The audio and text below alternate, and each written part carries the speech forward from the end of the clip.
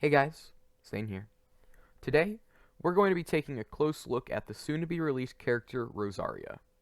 Even though she isn't in the game yet, we have access to her lore thanks to the good people over at Honey Impact, and lots of little clues sprinkled throughout the story thus far that can help us discern her nature. Without further ado, let's get into it. To fully understand why Rosaria acts the way she does, we should probably start with her younger years. She was born in a remote mountain village, heavily implied to be located somewhere within Dragonspine. Almost immediately after being born, the village she lived in was slaughtered to the man by bandits, and she found herself being taken and raised as a slave to them. She was an object, a tool to use when they needed something done and didn't want to risk one of their own men. Even as a young child, Rosaria was taught how to steal and kill. The bandits she was enslaved under were not rich by any means, meaning that her treatment was even worse than what they got. She was constantly cold and hungry, forced to commit atrocities and just have to fight for her life. One winter, Rosaria got so desperate that she fled into the night, taking her chances with the cold for a chance at a better life.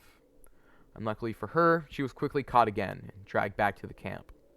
The old man who caught her forced her into the middle of their small camp, itching for a fight.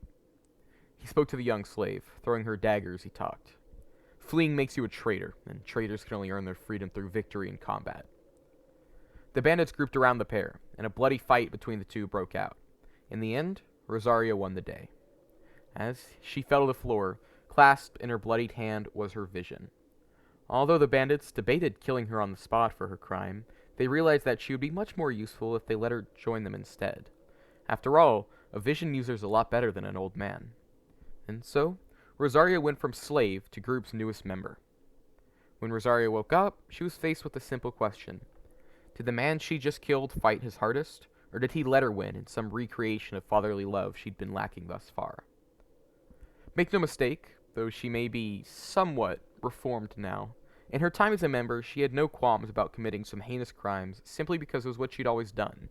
She was brutally effective at what she did, and her vision didn't exactly hinder her either. Sometime later, though, the Knights of Favonius tracked down the bandit group and laid them all low. Again, because of her youth, she was spared from suffering the same fate. This time, though, she was brought to Mondstadt. Once there, she fell in love with the City of Freedom, albeit in her own way. It was the first time she wasn't being ruled over by people. She could truly do whatever she wanted with her life. Now, the Knights of Favonius had originally placed her in the church as a way to help her adjust to normal society, but most didn't think she would pass. She didn't show up to classes, she missed appointments, and she barely knew what the religion of Mondstadt even was. Somehow, maybe out of pity for her, or maybe because they saw something in her, she passed her test and became a sister of the church. Even once she was a sister, though, she slacked on her duties. Some thought this was simply out of laziness, but a prospective viewer would realize she was working on something far more serious than church work. In the dead of night, Rosaria went out and did work that would make most people shudder. Maybe it was a new merchant she saw that morning who looked distrustful, or an underground crime syndicate that ate the babies of Mondstadt. No matter what the issue, she'd make sure there was no disruption to the City of Freedom. If that meant using some of the more deplorable methods she'd learned from the bandits, so be it. Now, Rosaria is known to disappear for days at a time during some of these missions, becoming completely untraceable until she popped back up again without a word and one less criminal stalking the night. Because of the secretive and distasteful nature of her work, she normally keeps to herself, both in her work and personal life. That's not to say she doesn't get out. She can frequently be seen at the bar downing wine, but she isn't much for conversation while there, instead choosing to observe the patrons.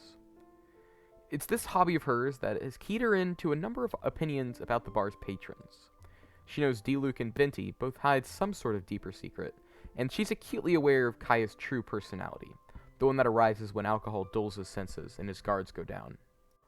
Rosaria is aware of these things not just because she thinks they're interesting people, that may be one part of it, but the main reason she watches them so closely is that any one of them might be an enemy of Mondstadt in her eyes, however trusted they may be by the rest of the people. She does the same thing when she meets the Traveler, following the sibling in the shadows and observing us until she doesn't think we're an immediate threat anymore, even though at this point we had already saved the city multiple times.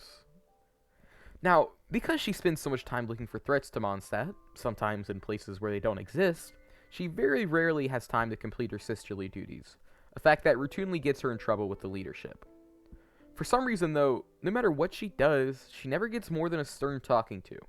Even when she smokes in the cathedral or disrespects Barbados, she'll only end up with a stern slap on the wrist and being told to, "You should really cut that out, Rosaria. I mean, just it's so terrible. We're not gonna actually punish you, but it's heinous things you're doing." And then they just move on. No actual punishment. One could chalk this up to many a factor. It could be that the church still pities her because of her upbringing. Maybe because they know she doesn't show up not because of laziness, but because of her actions at night. It might also just be the fact that Rosaria doesn't get punished because Barbara is who was put in charge of monitoring Rosaria. And Barbara. She's not exactly going to get heated with Rosaria now, is she? Speaking of Barbara, the two's relationship is complicated. Barbara cares deeply about Rosaria and tries her hardest to help the sister get on a more virtuous path, but Rosaria is stone cold towards her. No matter how hard Barbara tries to get close to her, she's just met with a wall of ice. Now, some would say Rosaria is just heartless, but a closer look would make you realize she doesn't let Barbara get close to her because she doesn't want to get attached to anything and have it taken away, a fear that no doubt came from her childhood. First, the life in her village was stolen from her. Then, all her bandit companions were killed, leaving her alone once more. This is an extremely common theme in Rosaria's stories, even the smaller ones, and I hope when she actually gets a full-on story quest, they explore this more and don't just make her edgy for the sake of edgy. All of Rosaria's dialogue is fairly well written in my opinion, although there's one quote that stands a bit above the rest, and as such, I'm going to read it in its entirety to you guys, instead of paraphrasing. Mondstadt is a beast of light, both old and young. Old in the sense that it constantly requires someone's protection, yet too young to ever survive on its own. That's why there's people like me. I care for Mondstadt just as the other sisters care for the believers. We are all guiding that which we love onwards on the path towards freedom. That's all for today, y'all. Like, subscribe, all that junk. And until next time, bye-bye, y'all. Have a good one.